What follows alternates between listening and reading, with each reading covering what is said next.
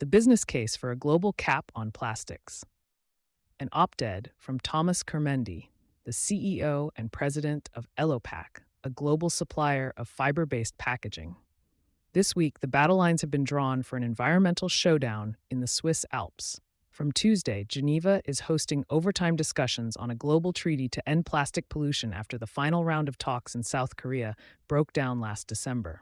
In one corner is the so-called High Ambition Coalition of countries including Norway, Australia, the EU, and South Korea, who are seeking a cap on global plastic production, as well as the avoidance of problematic plastics that can easily be replaced, such as straws and cutlery. In June, these nations reaffirmed their commitment to an ambitious global treaty at a conference in France, dubbed the Nice Wake-Up Call.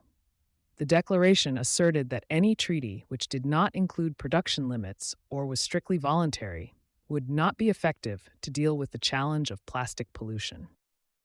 The global divide: who wants a plastic cap and who doesn't?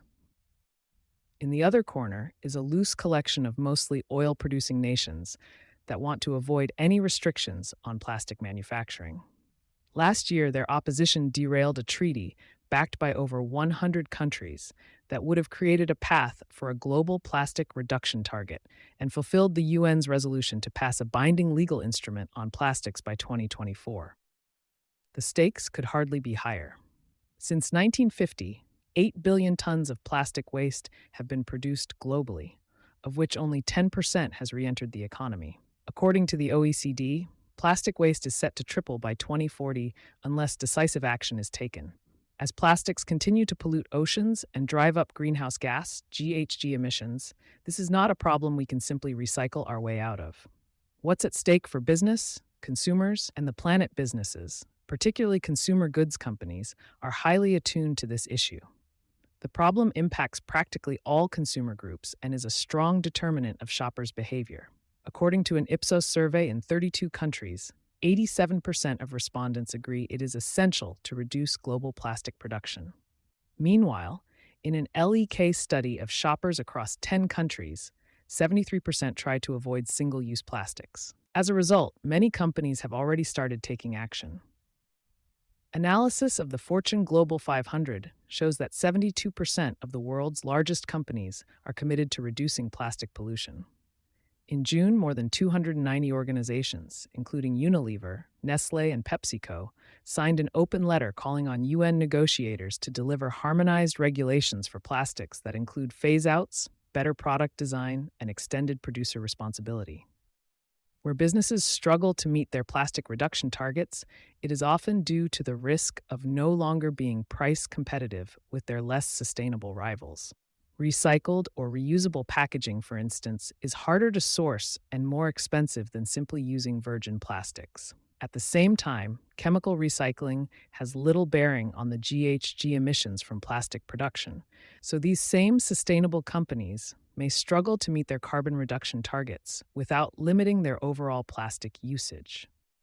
A cap on virgin plastic production would drive up costs for heavy plastic users and level the playing field, while still delivering on consumers' priorities. It would also encourage the take-up of readily available no and low plastic alternatives. Cartons made with paperboard, for example, contain a fraction of the plastic used in a PET bottle and contribute up to 73% fewer GHG emissions. Capping production would spur further investment in such technologies that have been stifled by decades of global subsidies for the petrochemicals industry. Some of these innovations are already showing promise. At Elopak, we are investing in paper-based caps to potentially eliminate one of the last remaining plastic components in our cartons. Now imagine if the whole packaging industry was similarly geared towards reducing plastics. Why the packaging industry may be the tipping point. Finally, a cap on global plastic production could potentially benefit the oil-producing countries themselves. A report last year by the Institute for Energy Economics and Financial Analysis identified 17 major oil and gas infrastructure projects in the past 5 years that have suffered delays, cancellations, or weak financial performance because of the global transition away from petrochemicals. The authors predict that slower economic growth, coupled with consumers' desire for more sustainable options, means that global petrochemical supply will quickly begin to outstrip demand, damaging profitability. Rather than hamstringing the industry, the report's authors say a plastic cap could serve to modulate and stabilize growing supply and demand imbalances, pumping the brakes on runaway overproduction and creating a soft landing for oil-producing economies. From the perspective of the packaging industry, which accounts for more than a third of total plastics produced, the writing is on the wall. Companies and consumers are desperately looking for more sustainable options that limit virgin plastic pollution. While the polymer will always have a part to play in protecting perishables or keeping medical equipment sterile, it will progressively occupy a smaller role. The question that this Alpine Summit will answer is whether the transition can be accelerated enough to have a meaningful impact on the health of our planet and ourselves. You've been listening to Sustainability Soundbites from E+E Leader. Thanks for being a loyal listener. To inquire about brand partnership opportunities, reach out to a member of our team today.